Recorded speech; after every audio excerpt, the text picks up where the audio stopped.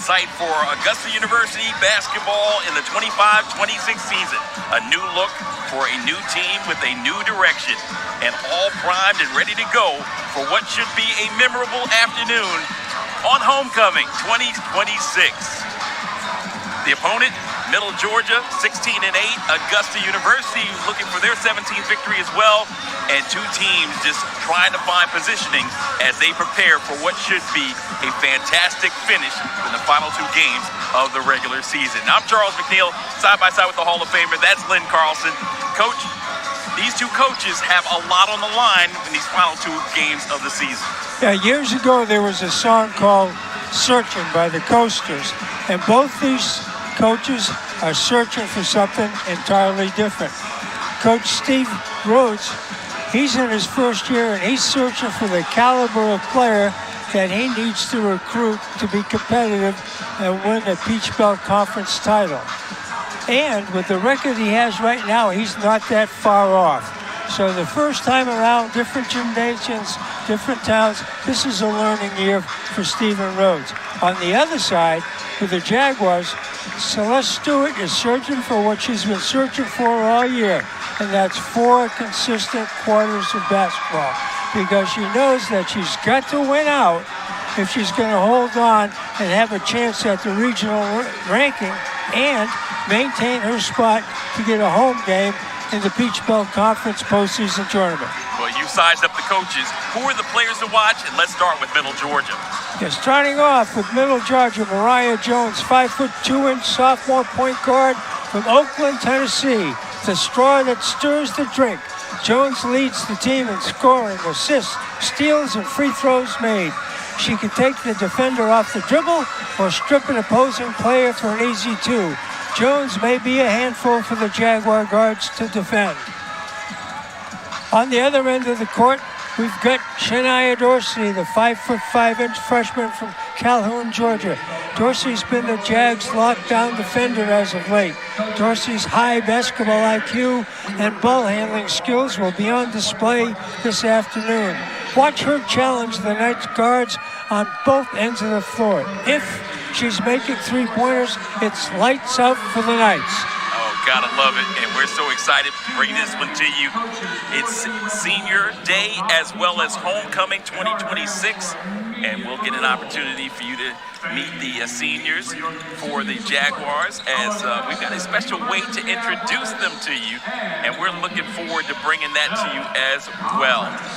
As always, our good friend, the man, the myth, and the legend, Jason Shear, is alongside. He will give you the particulars as we prepare for the national anthem and then those special introductions from the families of our seniors. Jason? Between the Middle Georgia Knights and your Augusta University Jaguars. At this time, will you please rise, gentlemen, kindly remove your caps as we honor America with the playing of our national anthem.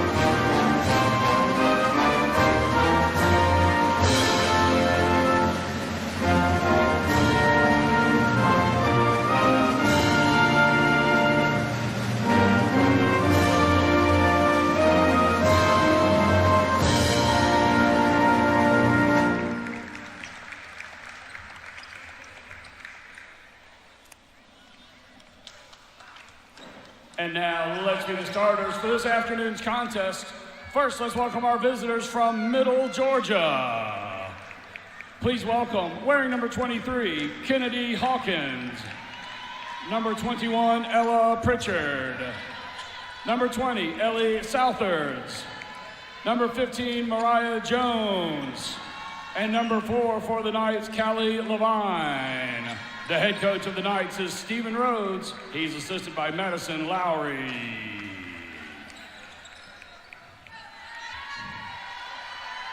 Girl, you're working with some cash, yeah. You pay, yeah. Make a fella spend the cash, yeah. It's bag, yeah. Girl, you're working with some cash, yeah. You pay, yeah. Make a fella spend the bag, yeah. It's cash, yeah. Girl, you made it, you made it. Oh yeah, you made it, you made it. Baby girl, you made it, you made it. Oh yeah, you made it, you made it. Been a long time coming. Introducing our daughter, 5'11", senior guard. West Side Chicago, raised in the A, 3-time state champion, 1-time Geico national champion. Our big sister, Number 4, Kamira! Let's dance! Woo!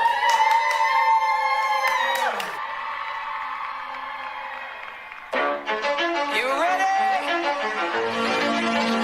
Let's go. She's a leader. She's our big sister. My beautiful, fearless niece. More than a cat mom.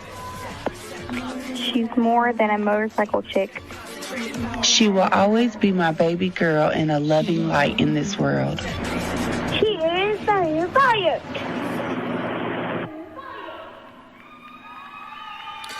She doesn't just play above the rim. She sets the standard, elevates her game, elevates her teammates, spread joy on and off the court. Introducing a 6'1" senior from Gainesville, Florida, the most illustrious, the most elegant, Amari Jackson. Coach loves you.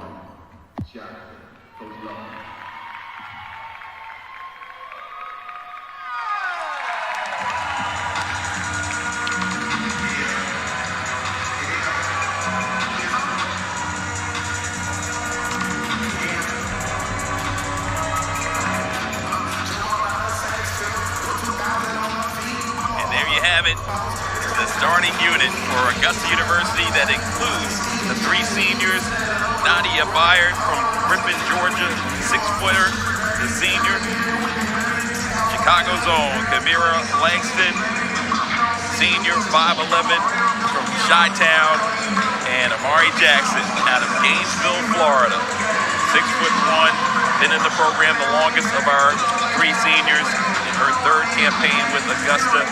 Of course, having transferred in as well. Tremendous performer and has so much to offer. And there's your head coach.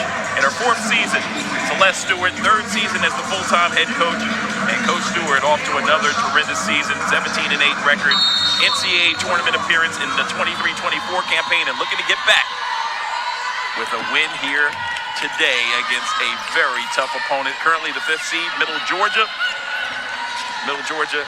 9-8 in conference play, 16-8 overall. Joining them in the starting unit, Elise Autry. And on the perimeter, 3-ball in the air, ball rattles out. So the senior recognition, Langston not a starter in today's game. CeCe McGinley gets the start. You mentioned Autry. Of course, Byard and Jackson, and the 5th is arguably the best player on the team, Quinasia Abercrombie, who is near the top of almost every category in the Peach Belt. Autry runs into traffic, gets it taken away. This is Amari going to the bucket, off-balance floater, no good. There's a scrum for it and pulled out by Middle Georgia. Clad in their purple uniforms, they're the Knights. Jags in a soft man-to-man defense. A program with the Knights that has come into the Peach Belt in their 1st season, Lynn, and already making impact on the women's side.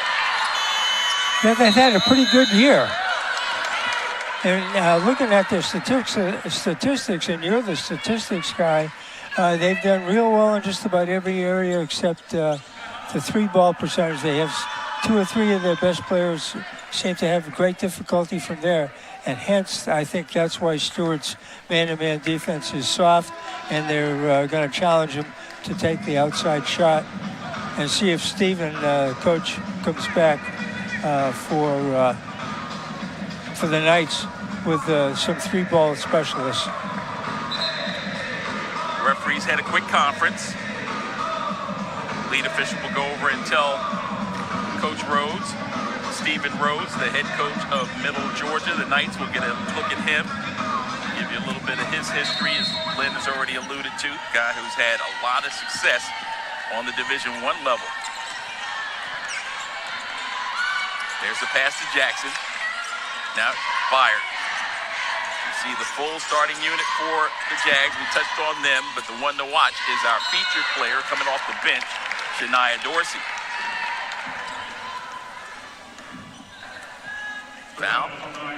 First foul of the ball game. Assessed against number 23. Here's another look. We got a Jag driving for the basket, as usual.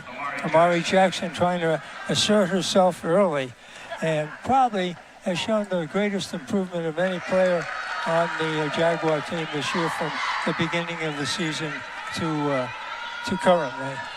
Yeah. Of course, Abercrombie's been good the whole year. No question about it. You think in terms of what Amari's been able to do, about the only place that she hasn't been proficient is at the free throw line, but she was able to make two there. Jackson, one of the top field goal shooting performers, top rebounders in the league as well.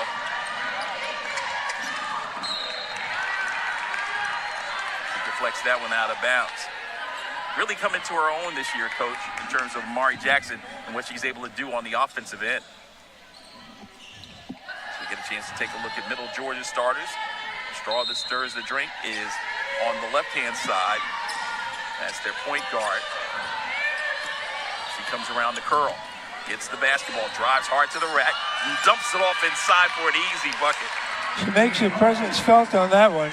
She had a nice drive, but even a better pass for the easy basket for the Knights. Kennedy Hawkins with the field goal off the deft dime. So Mariah Jones, their point guard, bringing it up. She's the transfer from UT Martin, going to the paint.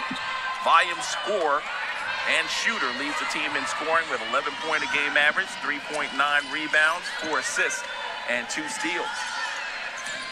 She's the smallest player on the court. She just got free and went in for the shot that I hate, that one-handed layup, and missed it. With the basketball there, that's Ella Pritchard. Pritchard gets it back up top. Kings it around to the weak side to Hawkins. Hawkins looks back up top to Jones. Jones will drive, get in the paint.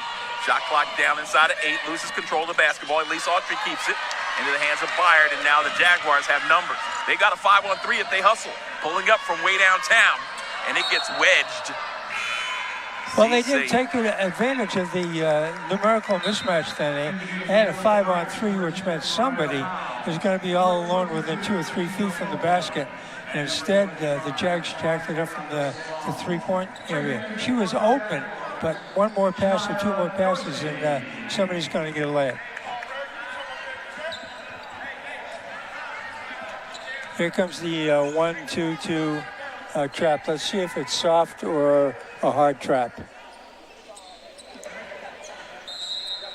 These two teams rank amongst the top in defensive point scoring for their opponents, holding opponents inside of 65 points a game.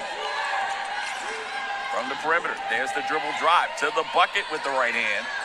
No good, and rebounded on the weak side by Jackson. Hit ahead to Quinasia Abercrombie. To the bucket she goes with the right hand. There's contact, and Pritchard, I believe, will pick up the foul. Abercrombie just beat everybody else on the floor. Got a nice pass, and she's rewarded with a free throw.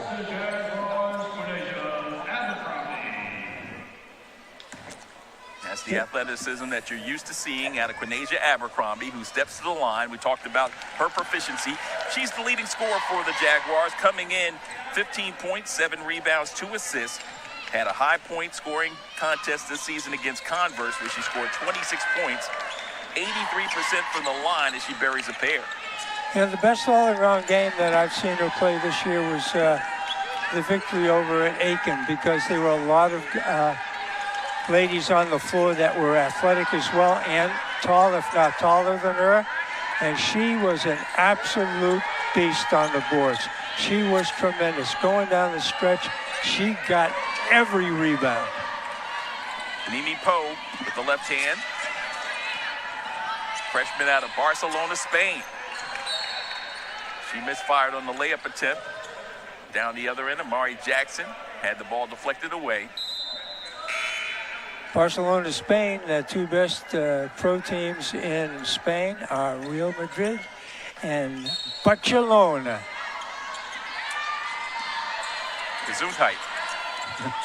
Now for the perimeter. Elbow three.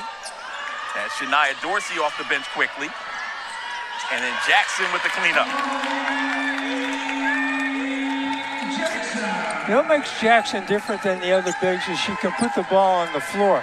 So rather than just get a rebound and hopefully stick it back in, she can score from 8-10 feet as well. And she's a 1 or 2 dribble person, which really expands her game. 3-ball attempt. First one from deep.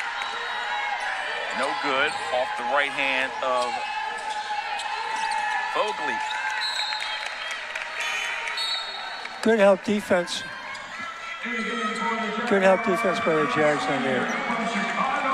Here we go. Here's an example. Dribbles, drops her shoulder, uses her body as a seal, and then lays it in off the glass.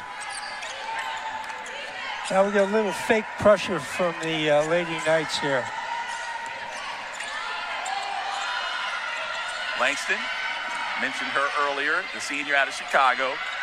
We heard her family scream when she was announced. They're here, all the way down from the Windy City.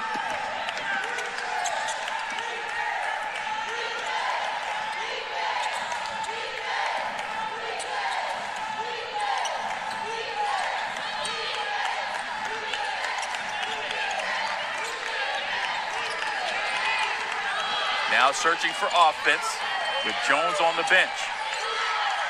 Shot clock down to 3, 2, and steal by the Jaguars. Dorsey pressing the issue, takes it inside, off the window and scores. Speed kills. Turned on the afterjets. 5'5", freshman out of Calhoun, Georgia. Dorsey with those quick hands. And they say a timeout on the floor. With 4:09 left, the Jaguars on a 6-0 run. They lead it by a score of 8-2. You're watching Jaguar basketball on the Roar Network.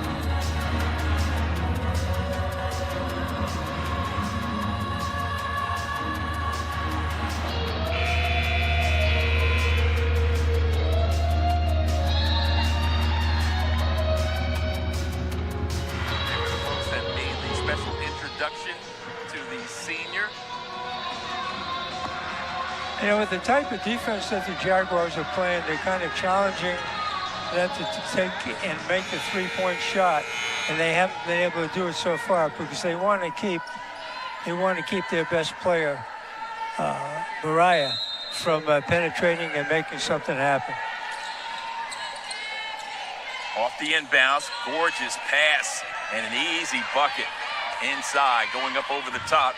Number 25, Milani Salam. And she's got some height to her. She's 6'1". Yeah, tallest player on the team. Capable of doing some big things as she works against Chloe Ross on the other end. There's Ross in the paint, one dribble, turns, goes with the left hand. No good, loose to the floor. Salam going down to get it. Pass it off to Jones. One-handed pass up the floor. Pass it out in the wing. The three ball in the air. Rattles out, and there's a foul as Sierra Burns on the closeout will send the Knights to the line to shoot three. That all happened because the Jags were too late getting back. What a head-to-head pass that was, Lynn. Right. Nice one-handed pass.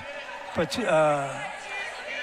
the Knights just got down there 15 feet before the Jaguars did, and that led to a three-point shot, which led to a foul that should have never been committed.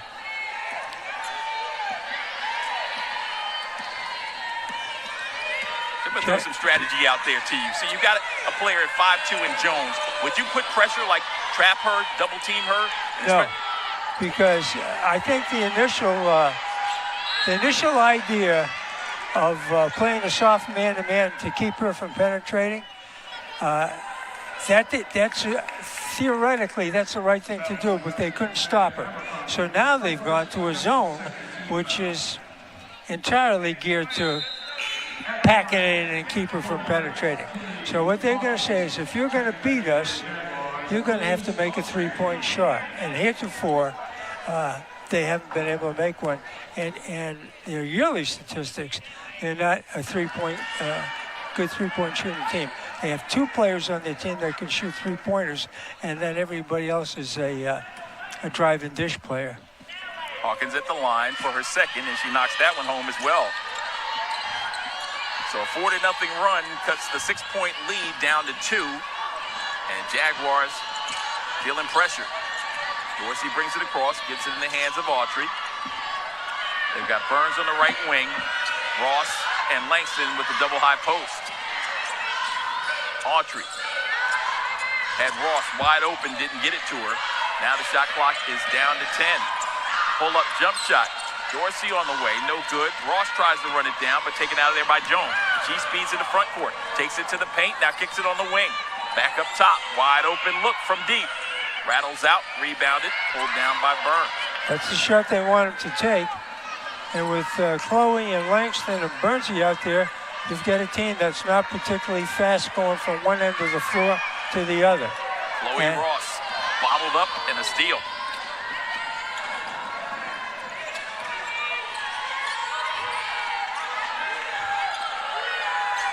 Way downtown, the jump shot, no good. Ross with the board, needs help.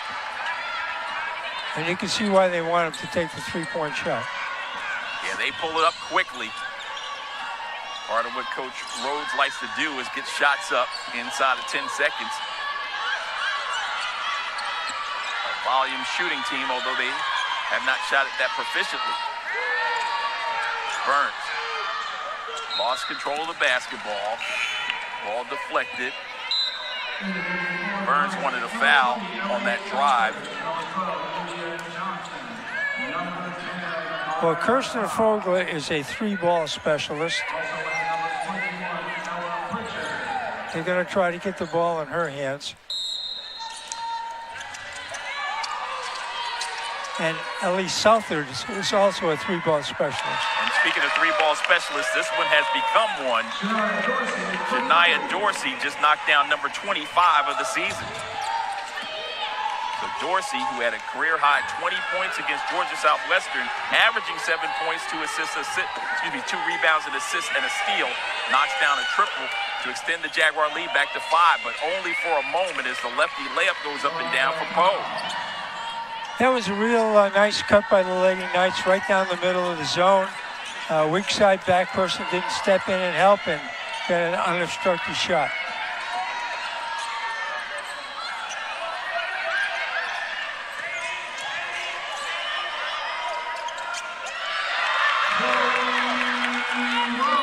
Chloe Ross. Most impressive thing about that shot was she shot it with her left hand. The freshman, she tried the the previous possession. Couldn't find the bottom with the left. Becoming ambidextrous certainly could benefit the Jaguars off that 6'3" frame. Charles, is it me or are the Lady Knights beating them down the floor just about every time? They're super athletic. Watched them on film against North Georgia. They jumped out to a huge lead in the first quarter, only to get walked down in that second period. But yeah, they're extremely athletic. They get up and down the floor, and as we mentioned, they like to get shots up quickly.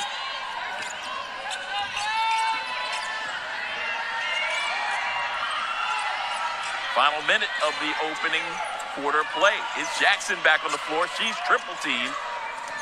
Tried to get it to Langston. It's taken away. There's a dish by the #1 assist leader in the Peach Belt Conference. The young lady out of Barcelona. They had a three-on-one situation right there.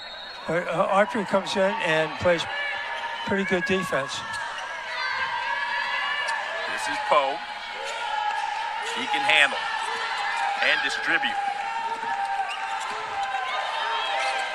Needs somebody. Pritchard to Mimi. 5 seconds on the shot clock. Pritchard to Mimi from way downtown. Sidearm that one. Pritchard with a fresh shot clock, but the clock is only 3 seconds left on it, and there's a foul on the floor. Well, Coach Rhodes countered their zone defense by putting his 2 3-ballers in, and then Coach Stewart came back and countered that by switching back into a man-to-man. So we've got a little bit of coaching shenanigans going on over there. It's a chess game going on for sure.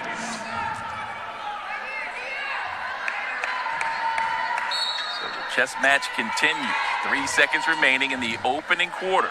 Looking for an inbounds. There it is. Gorgeous feed and a finish.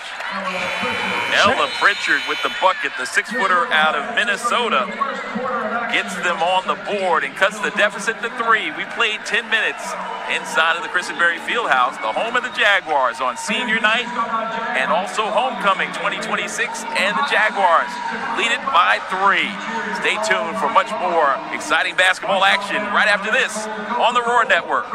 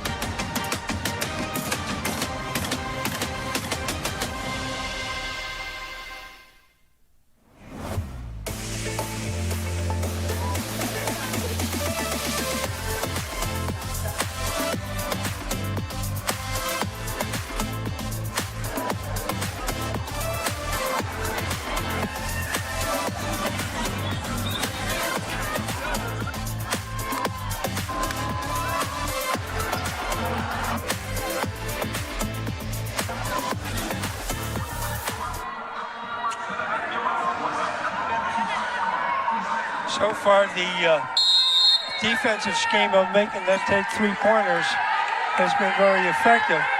On the other hand, the Lady Jacks have been scoring an awful lot of points themselves.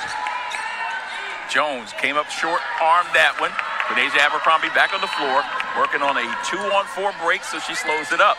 Lisa Autry out to Shania Dorsey, part of the 3-guard combination with Nadia Byard and Amari Jackson completing the quintet for the Jaguars, and there's a steal. Anticipating the pass, now a 2-man game, and an easy bucket.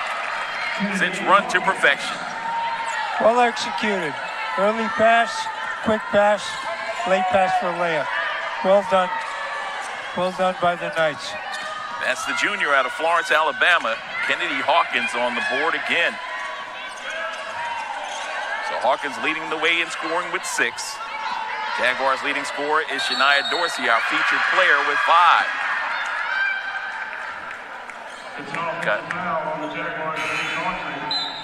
Well, that play right there, the drive was forced and it resulted in a charge. This play here, watch this. Early, quick, back layup. Nice job.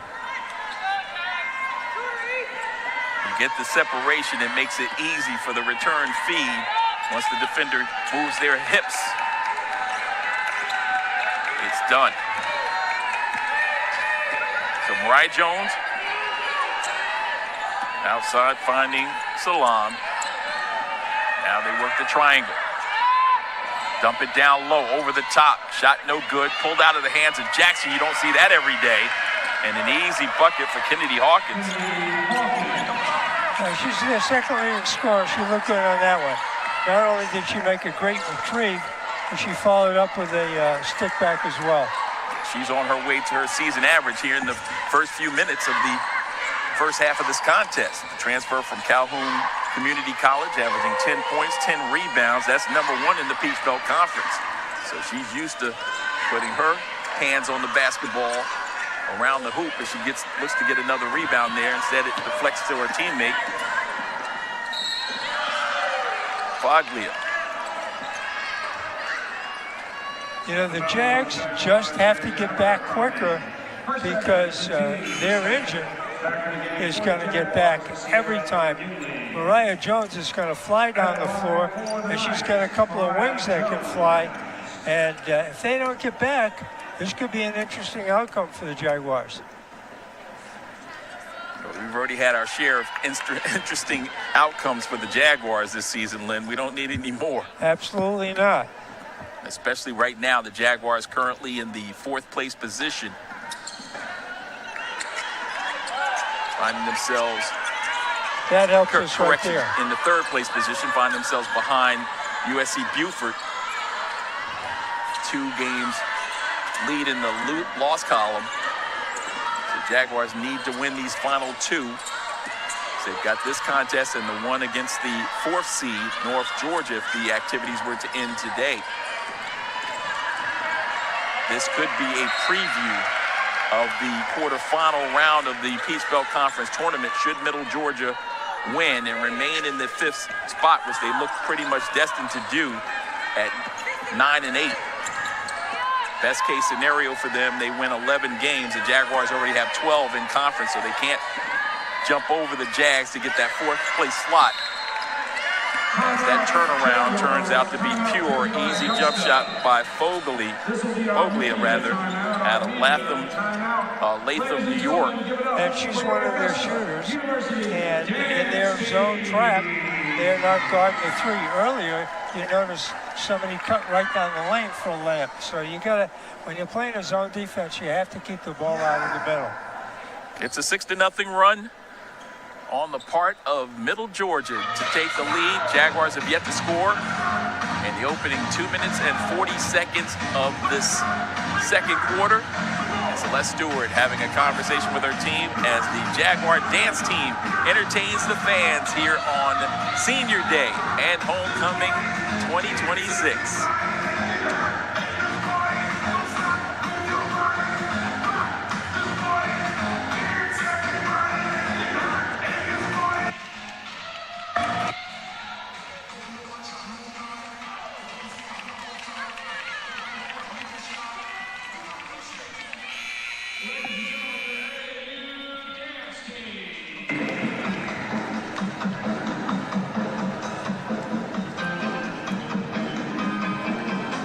As always, a busy weekend in the sports realm for Augusta University. We'll get to that in just a few minutes, but let's introduce you to the coach in his first season. Talked about him, Stephen Rhodes, former assistant at several Division I programs, Lynn, including USC Upstate and also other 2 D1 programs, as he, of course, finds his team with the #1 scoring defense with AU #2. Well, technically, he's done all the right things so far. Every time the Jags have thrown something at him, he's come back with the right counter. Chloe Ross posting up, too strong on the jump hook. That was a set play following the timeout, and now the blow-by. Jones gets to the bucket, ball deflected out of bounds, last touch by Jones. Make that by Jackson and the Jaguars. That was a Cardinal sin committed by so many quick point guards. She went too deep, left the feet, had nowhere to go, and luckily somebody deflected the ball. Jones working against Elise Autry, gets it down low. Salam. Now it comes up top into the hands of Foglia. Into the paint. Salam kicks it out to Pritchard. Right wing, open look for three. Back iron on the attempt. Good box out by 3 Jaguars, but they forgot to get the basketball. Now here's another opportunity from way downtown. Bang. And I believe that's the first 3 of the game for them. Foglia with the triple, knocking it home. The Jaguars with Dorsey has one, but yeah, the first one for Middle Georgia, Lynn, comes at the 6:15 mark. Second quarter. Mari Jackson with her patented jump hook. Jackson shooting better than 55% on the season from the field. There's a rebound by the Twin Towers underneath. And we've got an injured player off to the sideline there in front of the Jaguar bench. Hope she's going to be all right. Didn't get a chance to see what happened on that particular occasion. That happened earlier. That was a Knights player, so the ball went all the way down the other end and came all the way back. And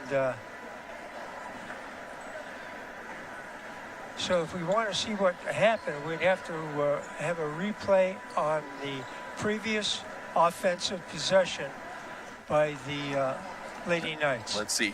Here it is right there. Okay, here we go. Yep. So there may have been an injury that occurred down the other end, and then she collapsed when she got down on the offensive end. Didn't look like she was interfered with down that sideline, but she fell right in front of the Jaguar bench. So there's Celeste Stewart getting an opportunity to talk with her team. And if you're Celeste at this point, what are you saying to your Jaguars who have yet to score in the opening 4+ minutes here in the second period? Well, you better get back on defense or it's going to be a long night. They are beating us down the floor. And one of our assets this year is always getting second chance balls and loose balls. And they get a lot of second chance balls and loose balls as well. So you got to amp up the energy here. Yeah, so far shooting in this contest, the Jaguars 4 of 13 from the floor. Middle Georgia 7 of 23. So they've got 10 more shots up than the Jaguars through this first portion of the game. And now the player is up and able to gingerly put a little pressure on that right leg. Of course, the leg has a wrap on those bands. Appears to be a right leg injury. She's not putting a whole lot of pressure, walking on the balls of her right foot, but able to get off with the help of Coach Rhodes and our medical staff. So great job there to get her back up and moving, and we send up a prayer that she'll be able to get back into action real soon. It looked like she won't be returning unless Oral Roberts goes over there and yells hail. There's a America. 6-point game. Jaguars in a 2-possession contest, leading by as many as 6 of their own. McGinley feint the 3, goes off to Autry. Got Ross in the post. She gets it down low. Bodies, goes up, comes up shy again. There's Autry on the follow-up. Shot clock at 9. Tamir Whittle works it around. Now Autry from way downtown. Bang. They need some 3-point production. Once again, they beat us down the floor. Elise Autry knocking in her 16th 3 of the season.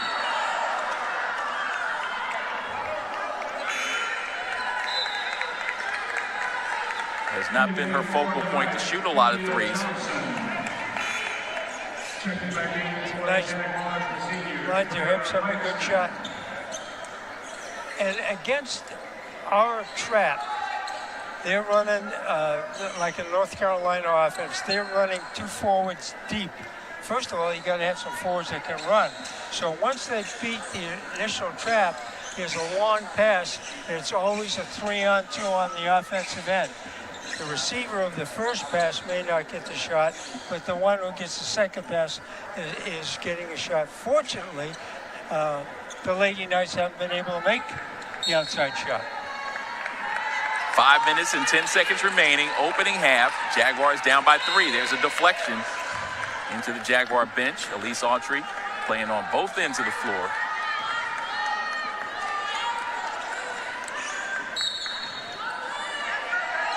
Looking to inbound. Running the point duties now is Levine. Callie Levine. Mimi Poe on that left side. Is Poe with the bucket and a foul. Took the hit, instead had enough balance and strength to finish the play. That's her first, the team's third. Checking in for the Knights, number 23, Kennedy Hawkins. Back in the game for Take that shot 10 times, you'll only make one, but that was the one. Good for her. So we mentioned Mimi. Number 1 in assists in the Peach Belt, just percentage points ahead of her teammate. Tenths of a percentage point, I should say, ahead of her teammate Jones. Both of them with over 4 assists a contest.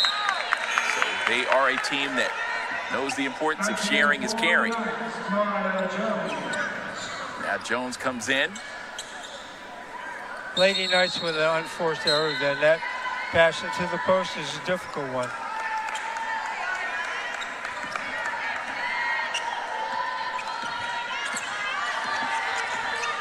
Dorsey back out there for the Jaguars. Langston as well. So Langston, Jackson, McGinley, Dorsey, and it's Langston with the triple. The senior. Her next to last regular season home game in her first season with the Jaguars, paying dividends. Jones gets it swatted. She wanted a foul about the head. Now hit ahead. It's Dorsey. She went in too deep and got in trouble again. It's the third time she's made the same mistake. Still trying to get the cobwebs knocked off. Jackson looking to operate against Pritchard. Bodies up with the left hand. The angle didn't work out for her. Now another opportunity. It's Dorsey. Anticipating is Jones, and they say offensive foul on Shania.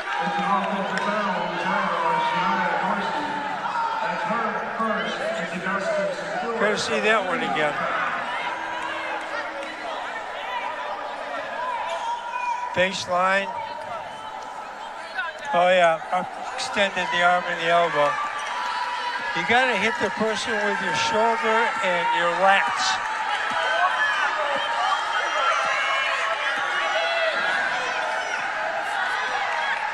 Two-point game.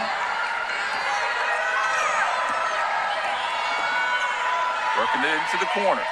Jaguars in a zone. Pritchard kicks it out to Jones. Jones travels. So the seniors' families bringing some energy to the Jaguars. They're right behind the Jaguar bench. The players can hear it. They're getting more electrified as well, and that energy is palpable. Langston rises and fires. Yeah, she's had a couple of games like this where she's come in and she's bombed in the threes, and then she'll get hurt. She'll miss a couple of games, and now she's back out there tonight. Ready for the stretch run, the transfer from Bethune-Cookman. And a throwaway. Jaguar defense now has this crowd electrified. Checking in for Georgia, Kristen Foglia. Post. Hands down, man down.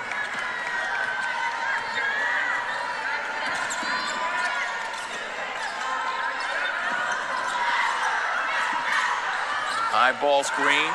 Autry to Dorsey. Now Jackson. Jackson in close.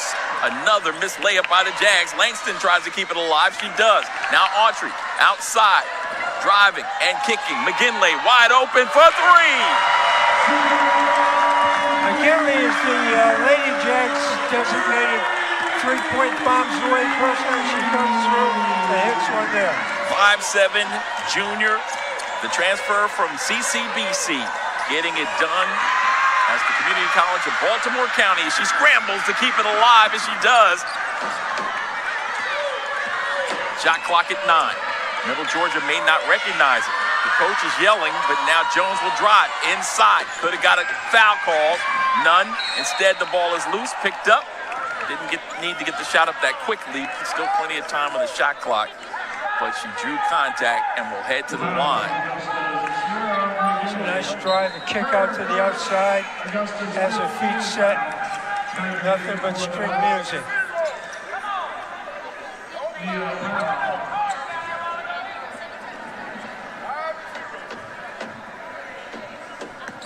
So again, just to elude go back into what we talked about earlier regarding this outcome. If the Jaguars were to win this game, they'll pick up their 13th game in conference play. They'll relegate Middle Georgia to 9-9. Clayton State is 7-10. Of course, Clayton State just knocked off the Jaguars by 2 on their home floor in our most recent contest. Huge upset there. But it just goes to show you how difficult it is to play on the road in the Peach Belt Conference. Augusta defeated Clayton State here by 20. We've got a timeout on the floor. 1:47 left. We're going to keep it right here. 24-23, the Jaguars in a fight here on homecoming 2026. And also Senior Day, where we recognize 3 outstanding seniors on the women's side and 1 senior on the men's side. We'll also have seniors from our dance team and cheerleaders recognized during the pregame festivities for the men's contest. So a lot going on here in the Garden City. It's also raining outside, but perfect conditions indoors. So if you need something to do and you're in the vicinity, come on by, or you know a Jaguar, wherever they may be around the globe, have them lock and load right here on the Roar Network, where things are happening in rapid fashion. So again, the Jaguars win this game. They improve with 13 victories inside of conference play. And Buford at 13-4, we would need them to lose both of their games in order to move up into the second place spot behind nationally ranked Columbus State. As Lynn alluded to in our pregame, it's all about getting regional rankings so you can possibly still lose your conference tournament, but get into the field of 8 that'll be vying for a chance to get to the Elite 8 in the NCAA tournament. I don't think they can lose another game and get in the regionals. I think they're going to have to win out. Now in the tournament, they could win 2 and lose in the finals and maybe still get there. But if they lose another game in the regular season, they're not going to get in the region. That was Amari Jackson with her second field goal. And another rebound to boot, working on another double-double. 26-23 is our score. Turn and face off the catch and shoot. McGinley with the huge box out. And she's not letting that ball go until the referees call for it. So in defense that time, the reason the Jags are having a problem with the middle is the Knights are putting somebody in the post to start with, and then they're coming from the weak side and flashing into the post, and that's the person that's getting open. So the Jaguars in this first half led by 6 early, trailed by 6 early on in the second quarter. Now lead by 3 with an opportunity to make it 6, and they do on the triple. Oh my, she fired it in from way downtown. That's her third one, her teammates help her to her feet. Here's the kick, the shot, and a box up. Why do you box somebody up 30 feet from the basket? They're not going to get the rebound.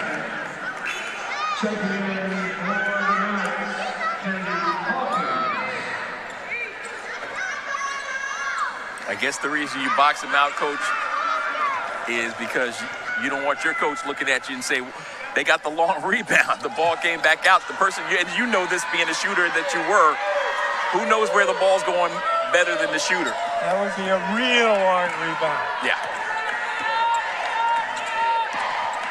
2-3 zone extended now for the Jags. 3-second differential between shot and game clock. Step back, wide open look.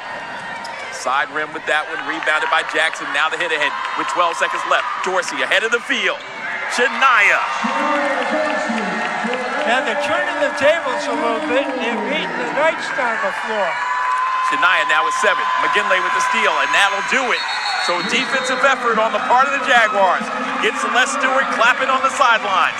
Augusta University playing basketball at a high level and looking fantastic while doing it. Through 20 minutes of action here inside the Christenberry Fieldhouse, the Jaguars with an 8-point lead, their largest lead, Coach, as they head off to the locker room. They had a 3-minute spurt of energy, which resulted in a bunch of points, and now you've got the differential that you have. So they were sleepwalking, and then all of a sudden they decided that they're going to play, and they did. And you can see what it resulted in. It was strictly due to energy. Yeah, and again, it just goes to show you when we have a crowd in the building, that sixth man, that Jaguar sixth man at homecoming, you know, there's that certain level of excitement that comes with homecoming as well.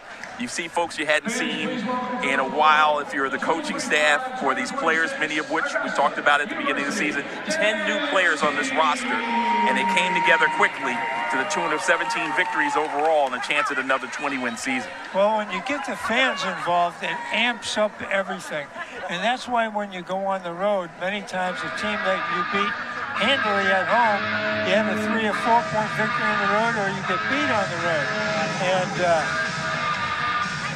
you can't overstate the emphasis and the effect that a home crowd can have. I mean, when you look at that crowd, think of going into a place with 20,000 people and TV cameras and newspaper writers and flash bulbs. And I mean, you've got to be composed to play in that kind of condition. And hopefully someday here with the Jags will pack this place and we'll have the people ripping and roaring in the stands. Yeah, a couple of appearances on the men's side to the Elite Eight National Championship game appearances as well. And we would love to have the representation of a city that loves basketball the way the Garden City does.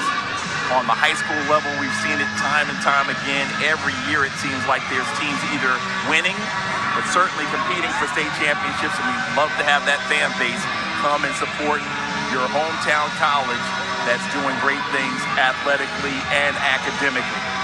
Well, you know, it would really help if we had like 1 or 2 Augusta kids who were stars. But for a variety of reasons, many Augusta players don't want to come here. Number one, they want to get away from home. Right? Yeah. And number two, a lot of them can't get in school. So now that only leaves A, people who want to stay in town, B, people who can pass the entrance exams, and now you're looking at a select group. All right, so that gives you a little insight into what's coming up. Our halftime report is up next. You're watching the Jaguars on the Roar Network. I wanted to win. That was my biggest thing. I wanted to be a part of something that was winning. I wanted it to be family based. I entered the transfer portal my sophomore year after Florida Southern College. Okay. So after I entered, Coach Ashley Fox, she reached out to me, and then I spoke with her, and then she gave me Coach Stewart's number, and me and Coach Stewart talked from there. And when I came on my visit, I instantly knew that I wanted to come here. So I either want to go into clinical counseling or I want to be a sports psychologist. For the most part, I think I've done a better job of planning ahead and staying organized. I definitely would say my first semester here was a struggle. I had assignments here and assignments there, and I was just trying to get everything all crammed in. But now I think I'm pretty good about staying organized. Last year, I would say it definitely was a big jump. It was a surprise, a culture shock almost, simply because of the fact that I was getting used to the standard here at AU, and then just the newcomer thing. I was trying to get over that hump.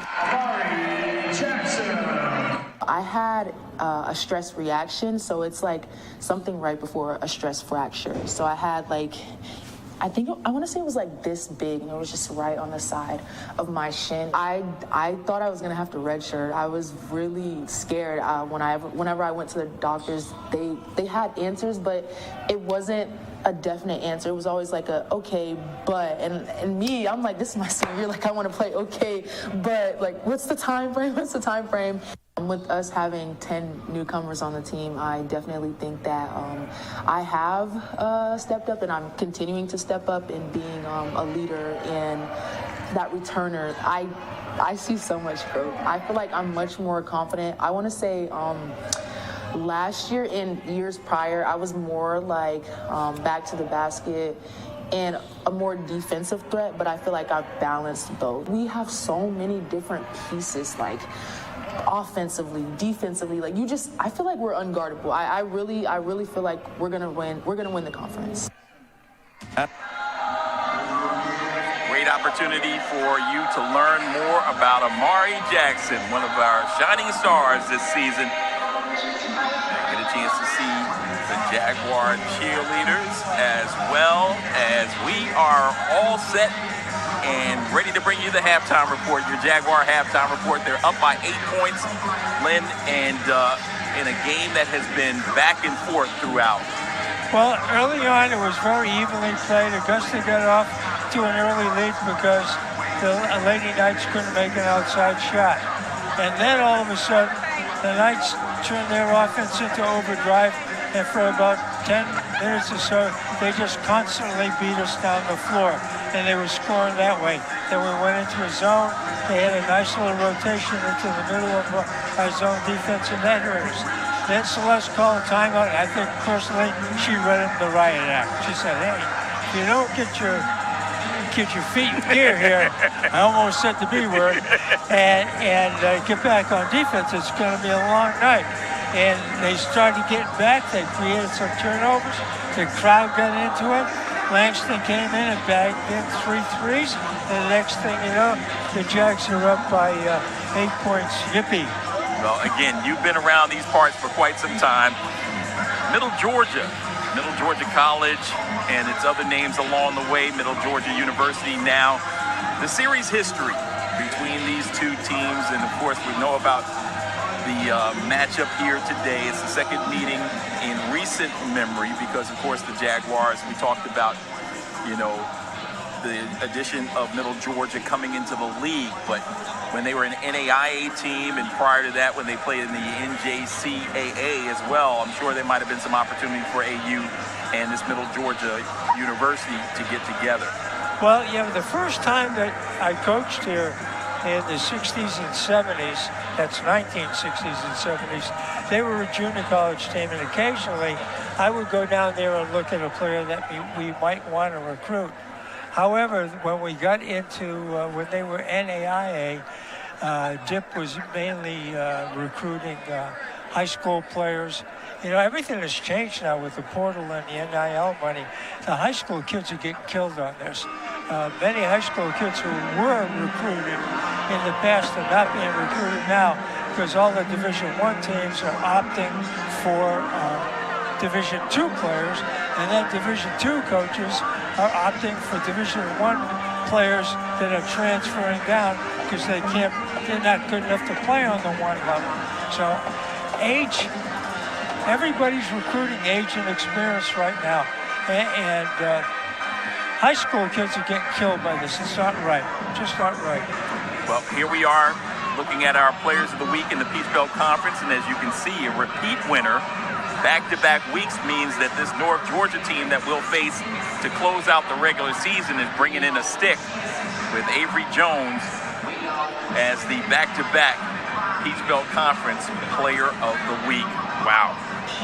Well, sometimes it only takes one player. I think of every single time the men went to the Elite Eight or the national championship games. I was on the coaching staff for all those teams.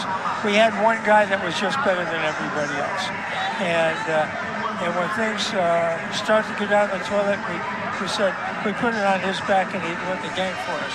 And that's the same thing with women. When you got one player who's a little bit better than everybody else, or one of the top 5 players in the league, when it comes to crunch time, you can put the responsibility on that player and they'll bring it home for you. Now, Abercrombie, if she becomes more consistent with her outside shooting, her senior year, she could be that caliber of player for the Jags. No doubt about it. Let's look at the standings right there. We've been watching those for a little bit and maybe giving you an opportunity to digest all the information. The most important column is that one on the left-hand side, conference record. So Columbus State talked about their season, fantastic run it's been. Jaguars had them on the ropes here in this building, and 22-3 overall mark of that, 16-2. Head and shoulders above the rest. They will be our #1 seed and host the tournament should they advance all the way through. They'll be the host site for the entire thing. Would not have to leave their home site. And USC Beaufort, tremendous second season in the league. They look virtually assured of getting that #2 slot, provided they don't have a hiccup in this final weekend of the season, and or Wednesday when the season comes to a close. Should they lose a game and Augusta University wins a pair of games, then it would go to a tiebreaker to determine who it is that survives and advances in that second slot. And then who would actually be playing each other? Well, yes, there's a variety of things that can happen. Okay.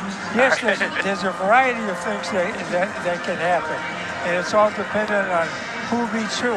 But as a coach and as a player, you can only worry about one thing, and that's your team and playing the next game. It's highly unrealistic that they would play their way out of a home game. I would bet a month's pay if I was still working that Augusta's going to be one of the 4 teams that has a first game, home game. But it is critical for them to win out for their regional ranking. Right, and again, regional ranking means the NCAA tournament opportunity, wherever that site will be, more than likely Columbus. And again, the men played there last year. We got a chance to go there and cover the games on the radio. So just to give you an idea, this is some great things that are coming up. Just stay tuned to the Roar Network for all the information. Follow Roar Network wherever you get your Augusta University Jaguar information. Your halftime report has come to a close. We'll come back with the second half action, possibly some highlights and stats in just a few moments. You're watching Jaguar basketball right here on the Roar Network. Your place to unwind at the Augusta Marriott at the Convention Center, where comfort meets the heart of downtown Augusta. Relax in spacious rooms designed for a restful stay and a refreshing view. Start your morning with a workout in the fitness center. Savor every evening at Augustino's Italian Eatery, where local flavors meet classic taste. Discover how effortless your stay can feel at the Augusta Marriott.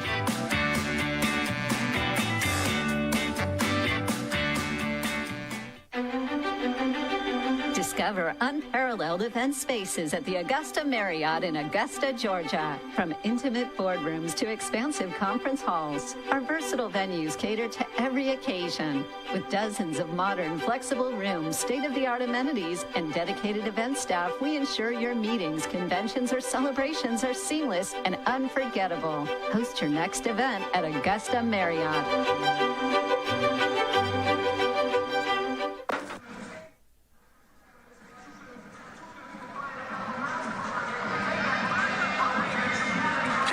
Jaguar basketball on the air, and it's time for some first half highlights of an exciting contest here in the Peach Belt Conference.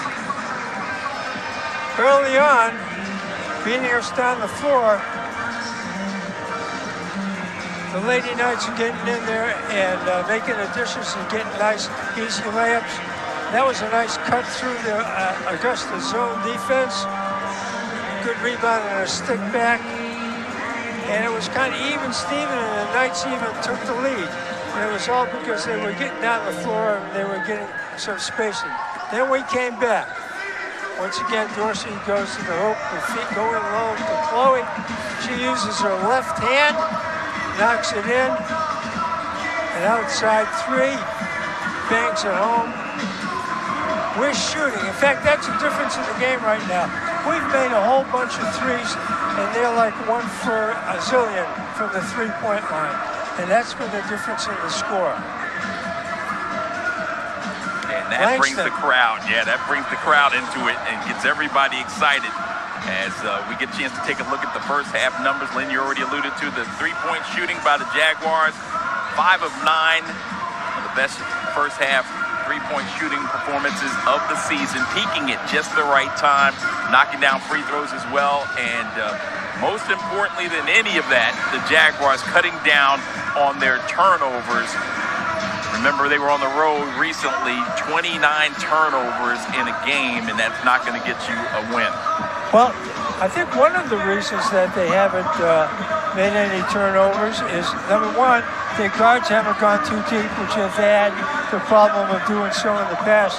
But the big thing is, the Lady Knights have been expending all their energy on getting down the floor on their offense, and they haven't been trapping and they haven't been pressing. So they've been playing kind of a soft defense. So because of those two factors, if that continues, this could be a game where the Jaguars don't have a lot of turnovers. So you see the 5 on the floor. Quinasia Abercrombie, the leading scorer, comes into this one on a tremendous seasonal run, 15.7 rebounds, and 25 made threes, but held to just 2 points and 2 boards in 8 minutes and 45 seconds of action. Your leading scorers for the Jaguars: Langston with 8, Dorsey with 7, and Amari Jackson with 6, along with 5 boards. And it's Quinasia lining up the short-range jump shot that trickled over both parts of the rim. Now it's Jones. Nice dump inside. Can't find the bottom, so she'll get another opportunity. Set her up for teammate at the top of the circle. That one rattled halfway down. Now they're 1 of 12 from deep. The Jags have started 2 3-ballers in their starting lineup in the second half. You've got CeCe and Langston out there. Langston deserving to start in the second half. Q.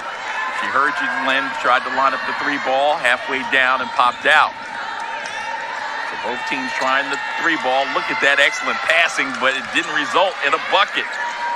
That's that middle cut that they run against the defense, which has been so effective. Kennedy Hawkins.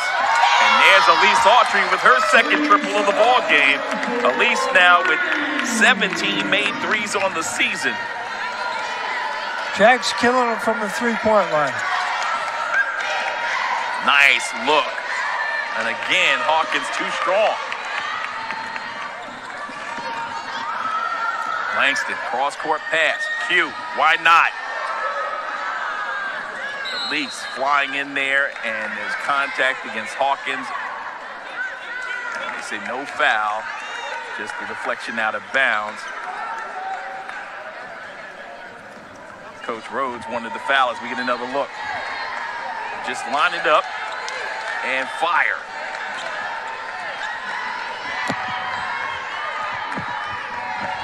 The Jaguars now with their largest lead. It's 11. There's a drive to the bucket, blocked. Now the bounce pass, hit ahead. Q to the bucket with the right hand off the feed from Autry. Best pass of the day. Best pass of the game. And Q with her first field goal of the game. And Lynn, would you believe, that's her first shot attempt. She's been locked down defensively and calling that her signature in this one. The Knights looking to execute. Perimeter three. Didn't work. McGinley with the board.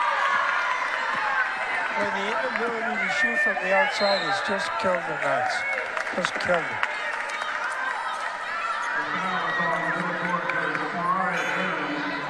That's her first. Is the team's first foul. Checking in number 12, India Johnson. Number 10, Mariah Powell. Coach Rhodes making a wholesale substitution. Trying to get some offensive fire in the game. Yeah, Coach Rhodes now going with the Twin Towers with Hawkins and Salam out there. Q drives in, goes in with the left-hand floater off the window. You know, often when you see that first one go in, then the basket gets a little bigger. Renasia Abercrombie, amongst the elite players in the Peach Belt Conference. I talked about the fact that she is well deserving of all the accolades that come her way, especially with the upcoming postseason. Q, 725 points coming in, 381 rebounds, 54 games as a Jaguar, but currently rebounding number 4, number 2 in field goal shooting percentage, number 1 in free throw shooting percentage, all of that inside the Peach Belt Conference.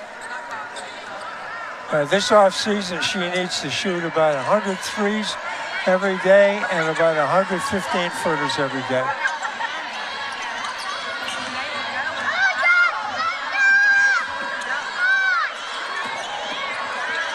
Foglia with the free throws. And there's a home rim roll if I ever saw one. Well, that's what she's out there to do. She's a three-ball specialist. She's made a couple of them. So Shania Dorsey, our featured player. Lynn, you pulled her name out of the hat as the featured performer, and she has shined off the bench with plays like this. That's McGinley from downtown. She's the one who made it happen that time. CC for 3.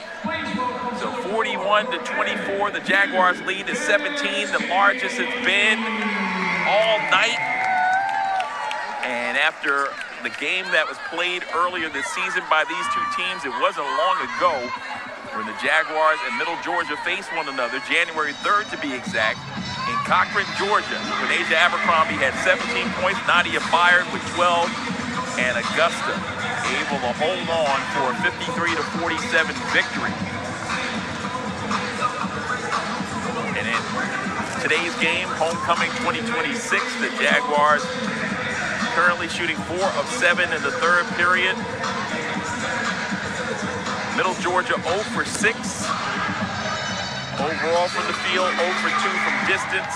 And their lone point coming from the free throw line. Augusta University is rolling.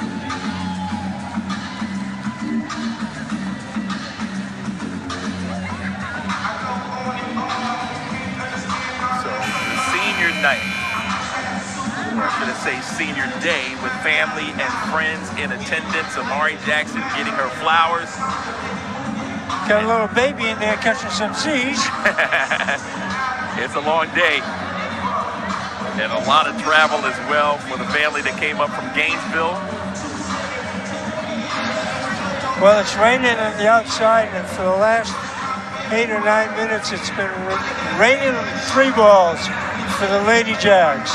And you think about Amari Jackson growing up in the Gainesville area, University of Florida's home, and so she's seen championships and would like to bring one here to Augusta. Nothing else in the NCAA tournament is where you begin. So as we've talked about ad nauseum, this one is huge. Jag Nation. Hawkins hoists one up off the glass and scores.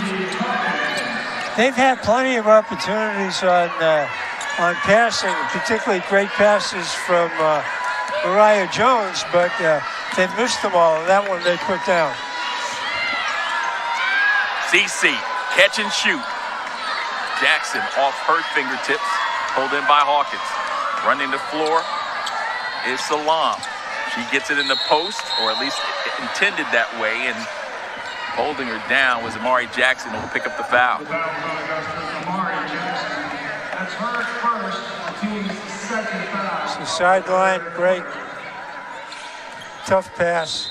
Should have never thrown the pass. In the game for Augusta, Sierra Burns. If we had a telestrator, I could demonstrate what kind of pass you throw in that. You got to throw it with a spin where it goes out and the ball hits the floor and spins into the offensive player. There's a steal by Langston.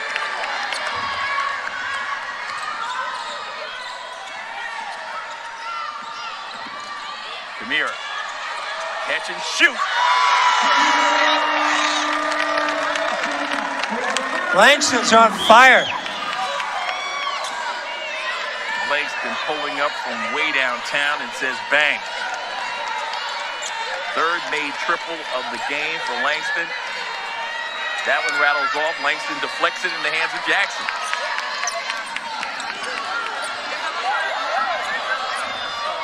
CeCe thought about the three, steps through it, and gets it swatted by Hawkins. Here comes Poe.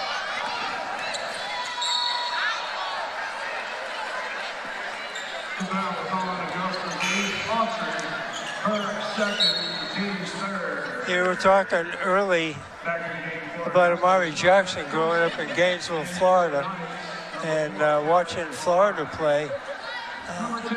Billy Donovan was the coach when they won the 2 championships down there. And Billy Donovan's father just died last week, and it was all over ESPN. And the reason I'm bringing this up is Billy Donovan's father and I guarded each other in college.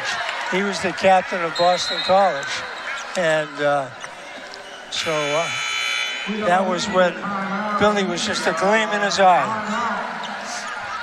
Jaguars up by 18 now, Lynn, with just under 5 minutes to go in the third quarter. How did we get here? Energy and raining threes. CeCe hit some threes. Langston came in, and for those of you who remember the Lone Ranger, it's a cloud of dust and a hearty Hi-Yo Silver, and she just blew him out of the gym.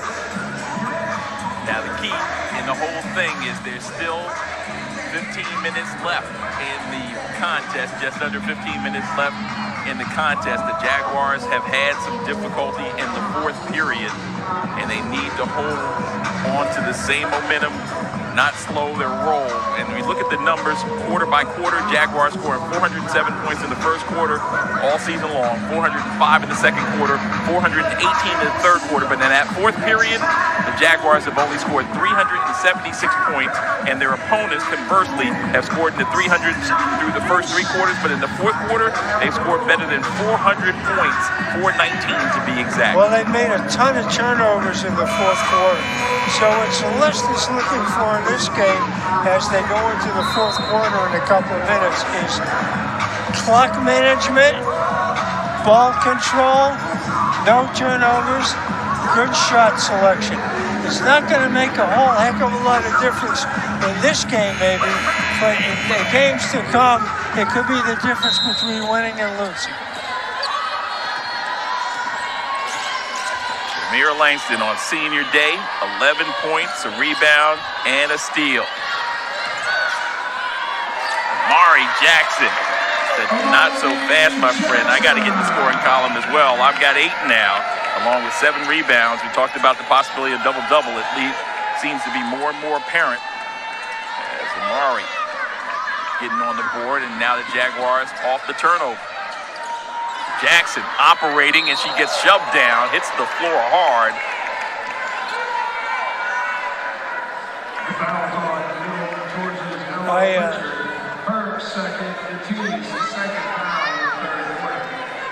I don't know how she could get hurt on that one, unless she landed on her face.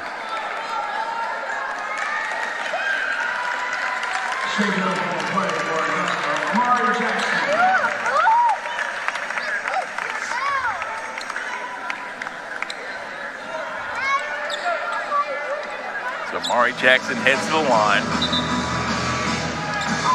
Mentioned it's a busy weekend, as always, with Augusta Jaguar sports. As we get another look, as Amari Jackson operating inside gets tripped. Yep, she hit her chin. She went down and got hit in the noggin. And we just had a musical section by Fats Domino. Nobody will know who Fats Domino is, but he was responsible for another singer by the name of Chubby Checker getting his name. So Chubby Checker came along and didn't have a name, and the same agency that controlled Fats Domino was in charge of Chubby Checker. So they said, well, we got a Fats Domino, now let's have a Chubby Checker. And that's how Chubby Checker got his name. Yep, I got a chance to meet Chubby and talk to him about that very fact. In my early years here in Augusta, he came in town for a James Brown, the godfather of soul, James Brown, birthday party. And I interviewed him inside the old Civic Center before it was named the James Brown Arena. And ironically, that photo, or surprisingly, that photo made it on the front cover of the local paper. Jump hook by Amari Jackson. She's no worse for wear. That hit to the noggin didn't bother her.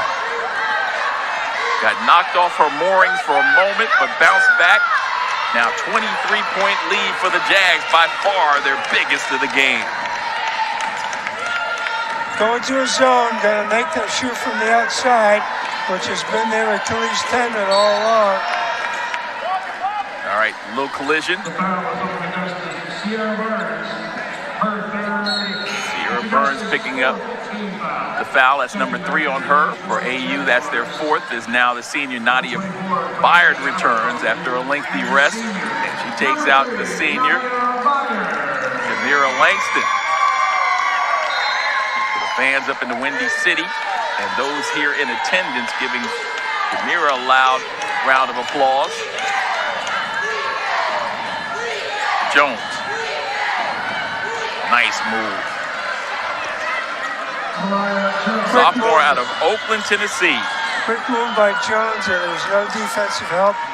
She kissed it off the glass. And Coach, that's her first bucket of the game. She has really struggled tonight. Oh! At least Autry has unlocked something in her game, knocking down another triple. And the Jaguars off the turnover looking to cash in again. Jones has gone too deep, too often. And one thing she's done real well, she's made some great passes, but the people that she's passed the ball to hasn't been able to convert. So she's had a tough night. And it hasn't been all her fault.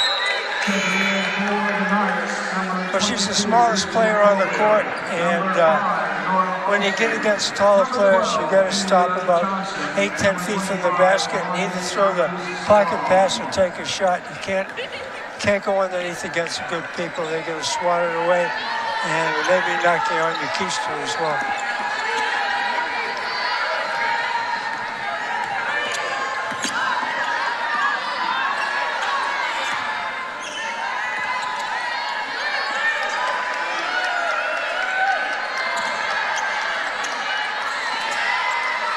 Love the way this Knights team passes the rock.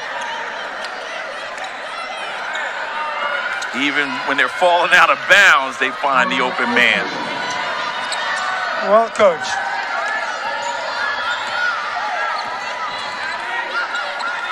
That's Nora Osu out of Barcelona, Spain with that field goal. First action for her in this contest.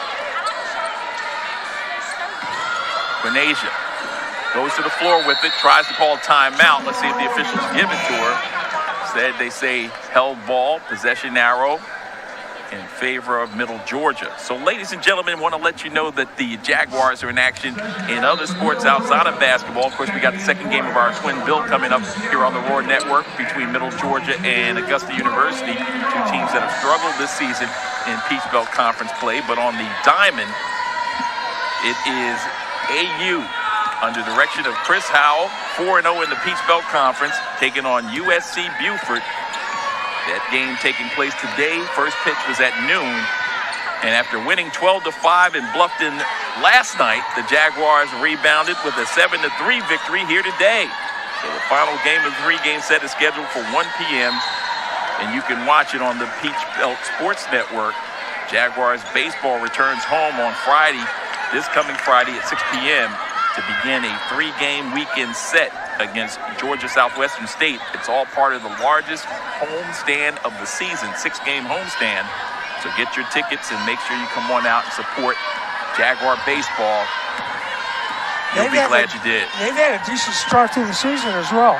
Yeah, 12-5 victory, 4-0 as I said in the Peach Belt, undefeated. That's what you want to get the season off to a fast start. Nice pass inside. The Jaguars distributing the rock. That's Shania Dorsey, our featured player, doing it and doing it well. Kicked it to Chloe, and Chloe made a nice basket.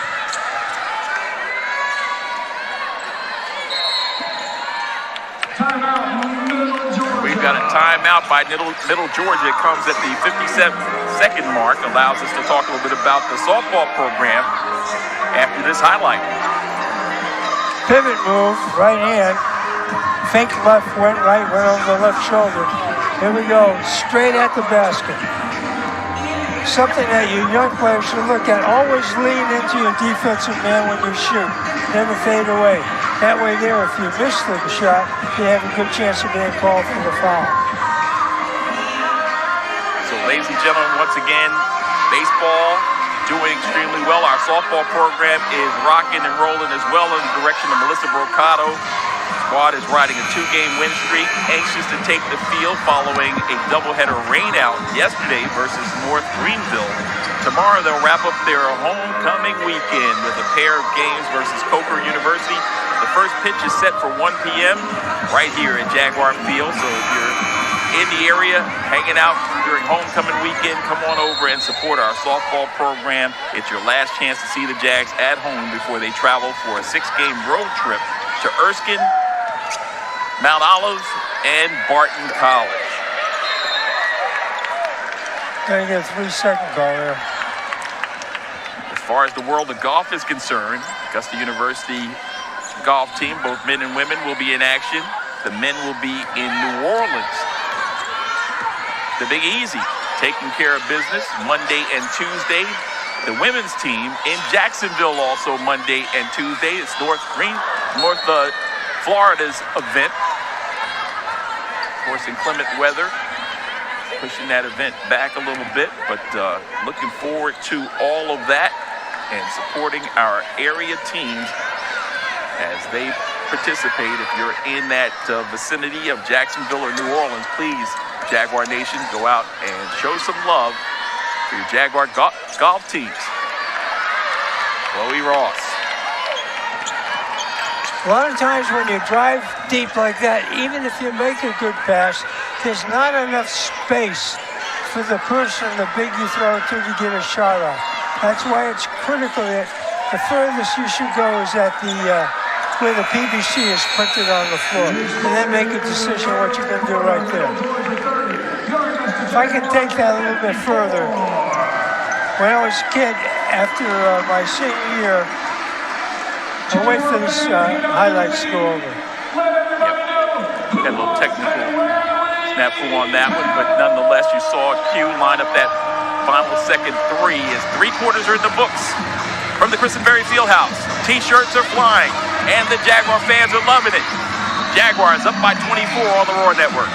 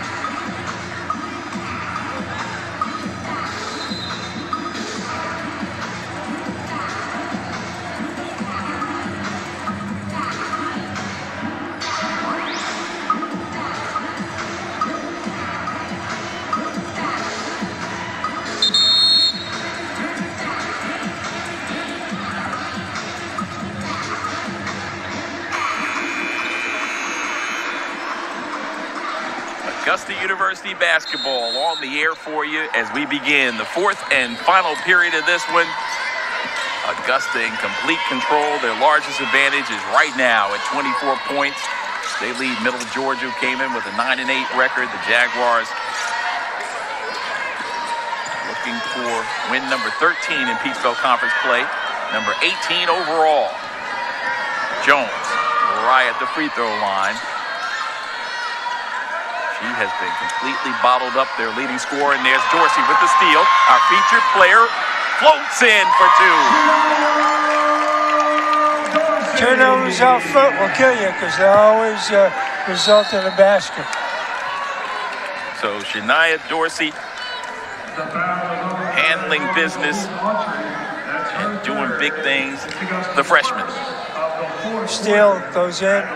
Was thinking about making a one-handed layup. Decided to use her other hand smartly. Charles, let's chart this last quarter. They had a 24-point lead at the beginning of the quarter and 9 turnovers.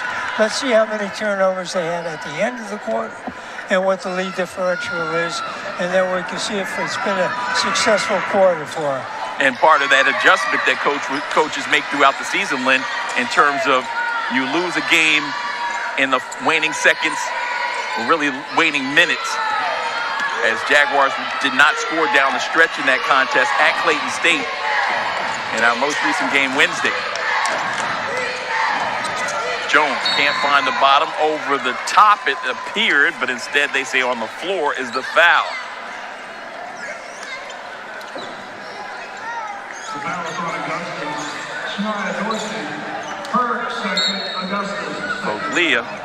Checking back in for the Jaguars, please welcome Sierra McGinley. Drew the foul on the Jaguars.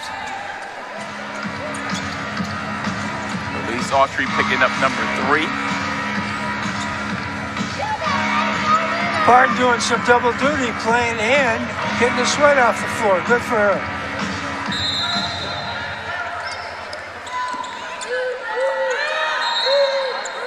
We've got a whistle, a hold by Q, so the referee's calling it extremely tight. The onset, the first minute and 3 seconds of this fourth period. And Q just picked up number 4.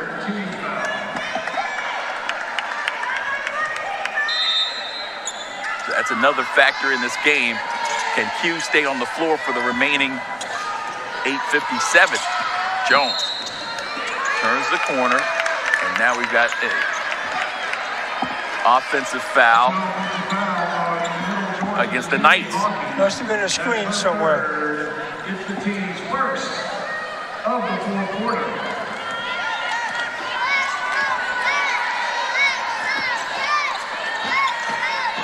Autry and Q, Jaguars' 2 leading scorers, top scorers in foul difficulty.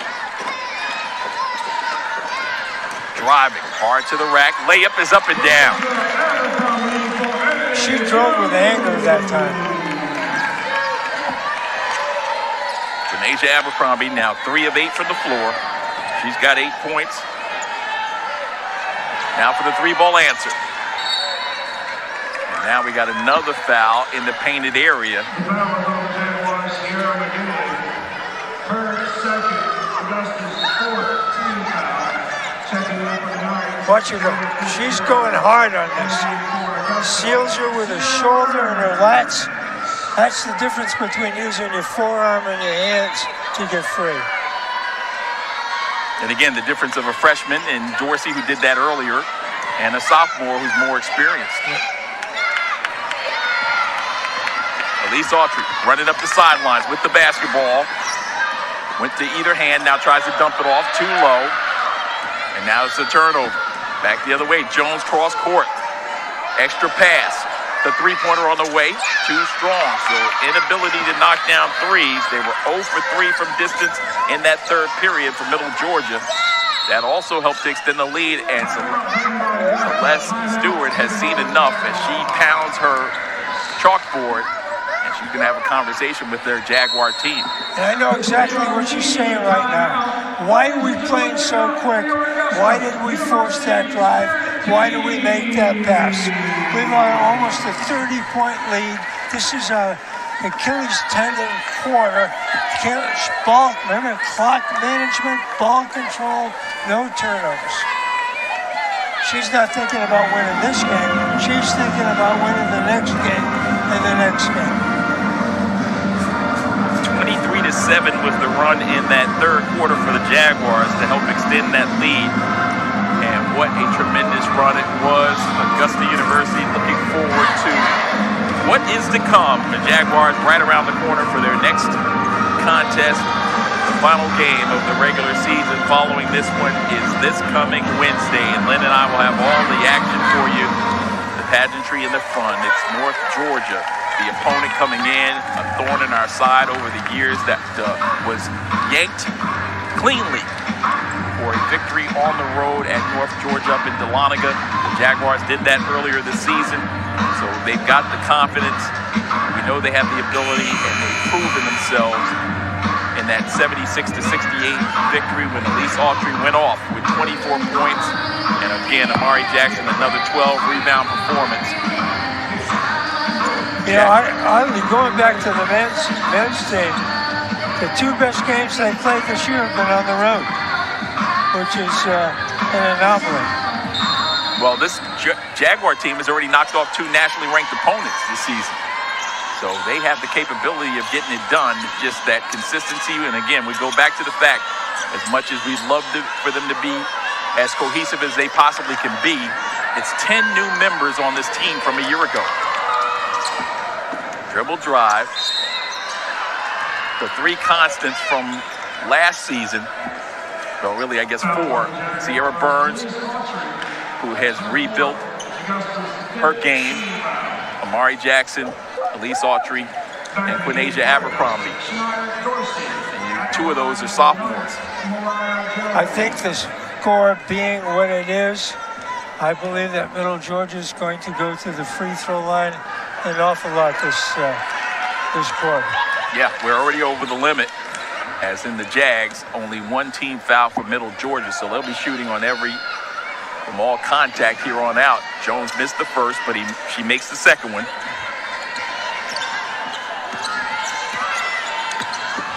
Again, another sign that Mariah Jones not on her game. 1 for 4 from the stripe.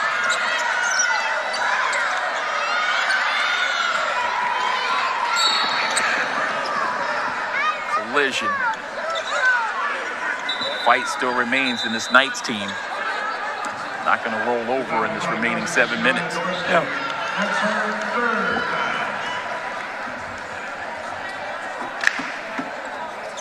Bunch of misses on this. No need to foul, no need to reach. Almost a 30-point lead.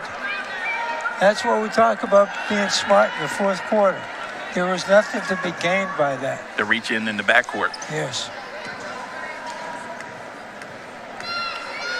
Second one for Jones.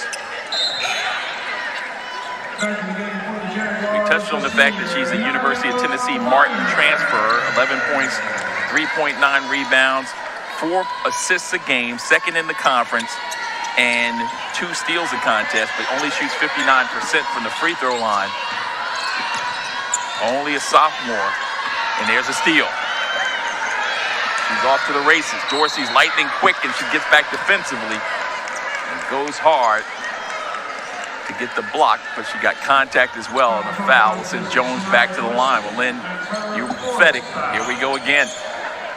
Watch how she slows up. You can see she looks, she wants her on the back. Well done. She knows she's at a height mismatch. She knows if she puts it up there, it's going to get blocked. So she looks for the defender, cuts in front of the defender, gets her back and butt on her, and draws the foul.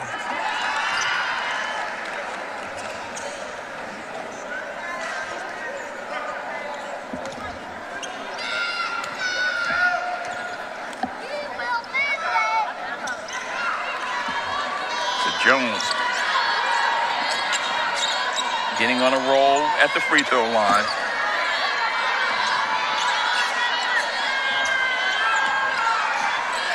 Cuts into that deficit. It's now 23. Byard back on the floor, the senior, trying to steady the team. Demir Whittle, a junior. 4 seconds on the shot clock. Now McGinley, with the shot attempt that went off the mark, but she drew contact and will head to the line.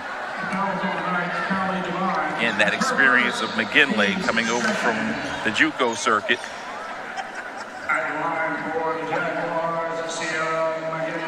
Drives to her left, kind of heaves it up there and got bailed out with the foul.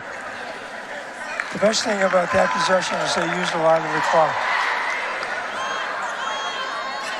And she had the presence of mind to know she had to get the shot up. You know, Dip has a offense called the 5, and whenever he has a game that there's a score like this, he'll call a 5, and he makes his team pass the ball 5 times before they take a shot. And all he's working on is clock management and shot selection. Demir Whittle with the steal. They bring it to the front court. Now slow up. Whittle called the play and then gets her pocket pick, and then Jones works her into a foul. She'll go back to the line. And she did again exactly what she did on the previous play. She saw that the person was coming from behind. She got her back, and watch how she gets her back and butt on her. Whoop, whoop. There you go. Gets fouled. There are some tough guards here in the Peach Belt Conference, some really talented guards. We've seen it time and time again, Lynn. Yeah, if she was a half a foot taller, she could probably play at a lot of places.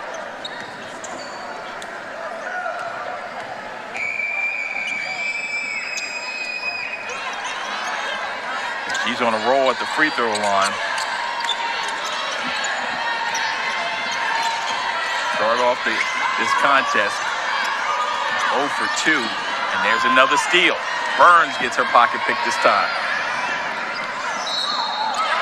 And will we count that one? I think we will. Mariah Jones putting on a show. Here we go. Get her belly up to stop the penetration.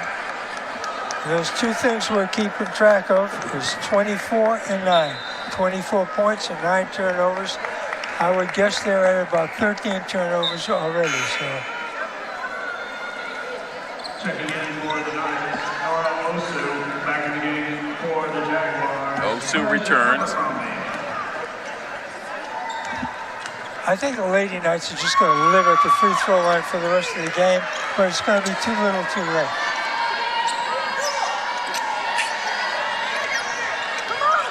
Jones will be at or near her season average as a result of these free throws.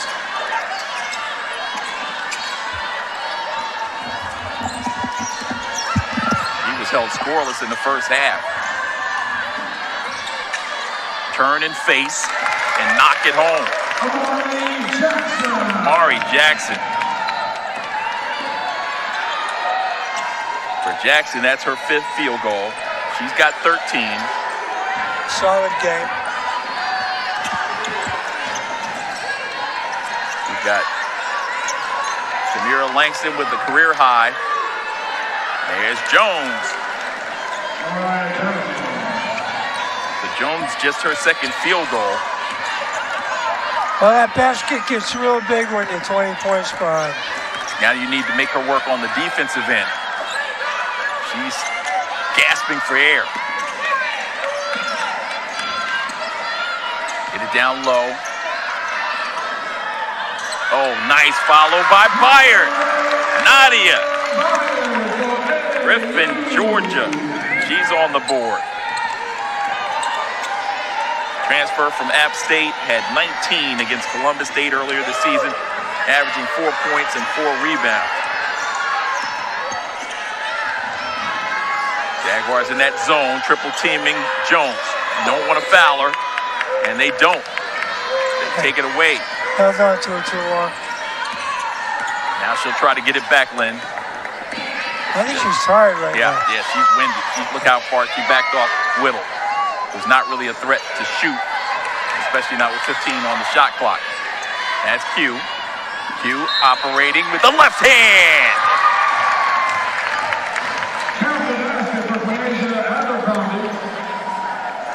The Lady Knights had a little bit of a spurt there for about 3 minutes. Watch Q go here to her left and puts it up with her left. Whether you're a Pee-wee player or a junior high school player or high school player or college player, learn how to dribble with both hands or learn how to make a layup with both hands. And as you said, the great thing about that was it was all left. Yep. She didn't go from the right to left. It started left and stayed left. She was on the left. She was on the line drive. Yeah, she was on the left side of the basket. Nearing the 3:30 mark, Jaguars back up by 25. India Johnson finds her teammate with the deep try. That was Osu, unable to find the bottom.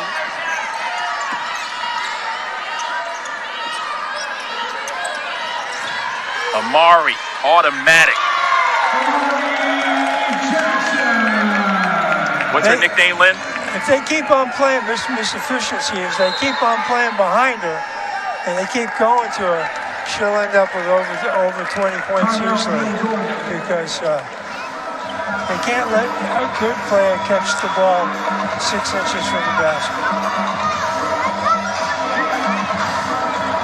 The Jaguars making things happen on the offensive end. She's on the low block. All she has to do is drop one shoulder, turn around, lay it in.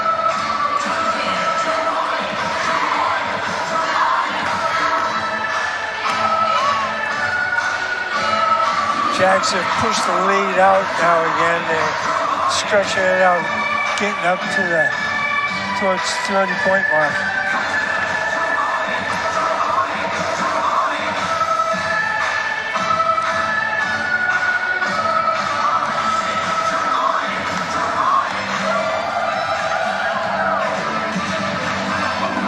Some cowboy hats in the stands. It's homecoming. 26. Everybody had designed to be outside. You know how homecomings have been over the years, Lynn. On the athletic campus of Augusta University, folks come out, they cook out, there's grills going, there's people laughing, music playing, but weren't able to do most of that due to the fact of the inclement weather. And Augusta University was well prepared. They did a fantastic job of getting the communication out. They were going to bring shuttles in to allow the fans that wanted to come to this event to be able to get here safely and have their cars stored in a different area. And so as we see the fans behind us, where they're more apt to do, it's really beginning to fill up behind us. Unfortunately, Mother Nature was on a different program than we were on. Yeah, 75 degrees yesterday. It was 58 today. That shot goes up and down. Was that a butter commercial? You don't mess with Mother Nature. That's right.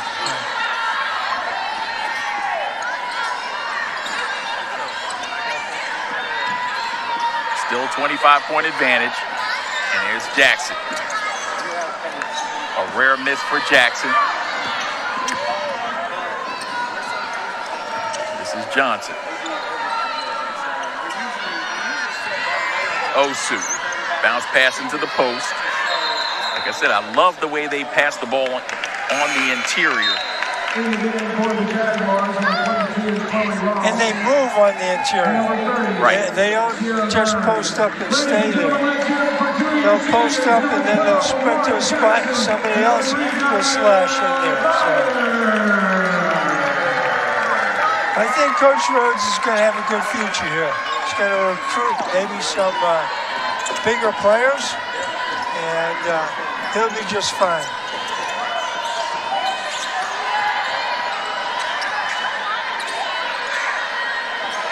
Chloe Ross looking to get on the board.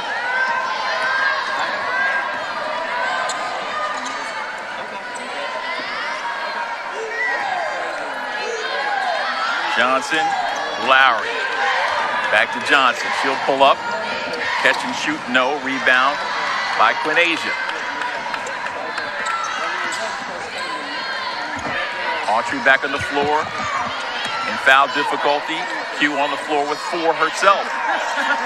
Bullet pass down to Chloe. Her left-handed hook, too strong. So they're playing Chloe the same way they played Jackson. They're just learning to catch it down there. Shot is strong, rebounded by Autry, kept alive, coming our way. And they say last touch by Q. It'll be Knights basketball with 1:06 left to play, and the Jaguars will hold on. Talked about those numbers. We'll get to them in the post-game, Len. The number to count that you were interested in. Of course, we'll get a chance to talk with Celeste Stewart about it briefly as well. I want to remind you, if you're tuned into the Roar Network, make sure you go over to the men's schedule. Pull up the watch live opportunity about 30 minutes following the conclusion of this one.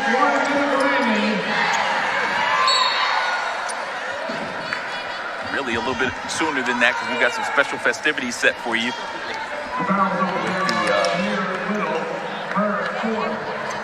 And during the pregame of the men's contest, we'll have the dance team and cheerleaders along with our lone senior on the men's basketball program. He's actually a grad student in Evan Joyner, be recognized. Evan's getting his master's degree. Wonderful job he's doing. Transfer from North Carolina A&T. You've noticed probably as you're tuned in, as the dance team members and cheerleaders come on the floor, those seniors have a sash that says senior. Make them easily identifiable. A few of them on the cheerleading side and one on the dance team side. This is Whittle. 20-second differential between shot and game clock. Ross wants it. Shot clock at 10. Cross-court pass too high as Q elevated, but she couldn't get up that high. It's another turnover in this quarter. But they've increased the point differential.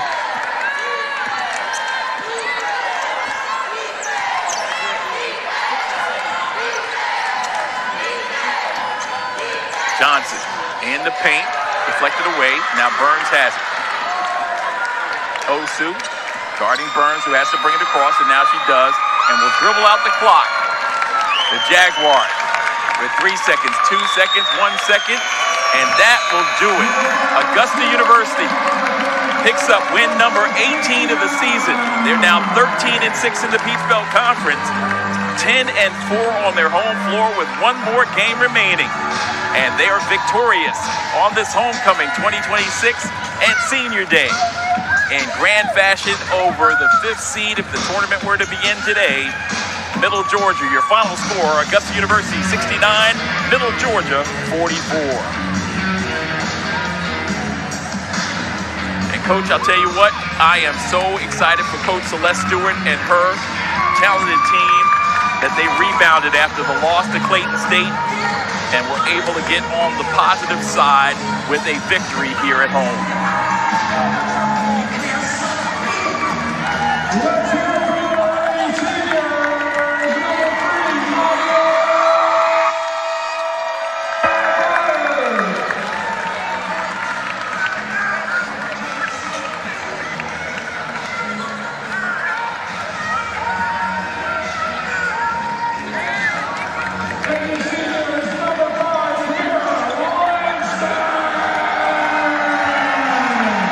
Seniors getting some love as they head out off the floor, their families in attendance. A lot of emotion on the part of these players. Yeah, before I take off here, they had a 1 point plus 1 point in that quarter, and they had 6 turnovers in that quarter. So not the complete performance that we had seen leading in, but certainly an outstanding performance nonetheless. as we got a chance to watch them make that big move and get to the next level. And this one, wow, sensational performance overall. Just couldn't be pleased more to see Celeste Stewart in her 4th season get her team that close, much closer to 20 victories on the year. And joining us right now is the coach in her 4th season, Celeste Stewart. And Coach, couldn't be more happy, as I just got finished saying to the audience out there, to see your team bounce back after that bitter 1-point loss at Clayton State earlier this week. Yes, it was great to see that they came out and ready to go from the jump. Had some really good energy. I mean, Kamira Langston, she was the spark. She was the spark. CC as well on the defensive end, scoring the ball. So again, like I said early on, I mean, we have a lot of talent, but it's about putting it together at the right time. And you and I have talked about on any given night, any one of those stars could be the brightest of stars. We just got finished All-Star Weekend in the NBA, and you have a bench full of stars. How do you go about pushing the buttons to get the right parts on the floor? Yeah, just competing in practice, understanding that we got to do a better job of competing in practice. And our last practice we did, and it paid off, in a good way for our team. Let's talk about the defensive effort as well. Their leading scorer, Mariah Jones, came in. She's averaging 11 points a game, not a huge number. And you had her scoreless in the first half of play. She is lightning in a bottle at 5'2" and really can distribute her basketball. She and Poe, both of those young ladies, amongst the top assist people in the league, and you held both of them in check and were able to get them to turn the ball over. Yeah, just head outs to Middle Georgia. I mean, they play well together. They move the ball well. We did a good job in the first half, like you said, of holding her to not scoring in that first half, but she's their motor, and as she goes, they go, so that was an emphasis for us. All right, let's finally talk about the seniors. Obviously, it's homecoming and senior day, and we get a chance to watch all 3 of them, 2 of them in the starting lineup as usual, in Byard and also Jackson, but it was Langston, as you alluded to just a few minutes ago, with her family in attendance, coming down from the Windy City, and they get a chance to see her really, really shine with a career high. Yeah, that's awesome.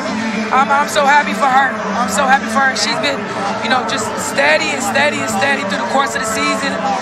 She's been a voice in the background. She's been the one holding our team accountable, and so I'm so happy for her. We haven't talked about her injury, but what is she coming back from, Coach? And what has she really overcome? As you said, she kind of laid back in the cut initially, and then as she began to get better and better with her conditioning and strength and being able to do more, because I can tell she has a very high basketball IQ. Yes, so for her, I mean, obviously she had a knee injury, but she didn't let that stop her. She's like, Coach, I can go, I can do it. And because of her push and her want to, is why she's successful now. I mean, it's behind the scenes, getting stronger, the conditioning, all that stuff plays a part, and then having that confidence that you can do it. Final thing, Coach, 1 more game left. When we last looked, North Georgia was up by double figures late in their contest. So it's 1 game to decide who is the potential 2nd, 3rd, and 4th seeds. I think this victory secures us a home tournament game in the quarterfinals, but I know you want more in terms of being able to be that higher seed. Yeah, we just got to finish strong. It's tournament time now, so we just got to take care of home court, and that's the next step. Well, you beat them earlier this season at their place, which was rare in the years that I've been calling the games, to go up to Dahlonega and come away with the win. We'd love to see you do it again. Enjoy the rest of your homecoming. Thank you. Weekend. You too. You well deserved. Appreciate it. Celeste Stewart, victorious, as were her Jaguars, picking up win number 18 of the season as we check out some of the highlights. And it was Middle Georgia who came back from an early 6-0 deficit. The Jaguars made a run of their own, and they were able to do so much on the offensive end by a lot of different players. There's the defensive effort by Middle Georgia as they got things off to a fantastic start. That's the young lady Jones who caught fire in the second half in front of her team bench, but it was Augusta University, led by the talents of several, including 3 players in double figures, Amari Jackson with 15 points, 8 rebounds, Quinasia Abercrombie with 11 points, 5 rebounds, 3 assists, and also fantastic performance by Kamira Langston with 11 points, 1 rebound, 9 points in the game for Shania Dorsey, 8 points for Sierra McGinley, Elise Autry with 9 points, 6 rebounds, and 6 assists, 2 steals. It was a total team effort on the Roar Network. Go Jags!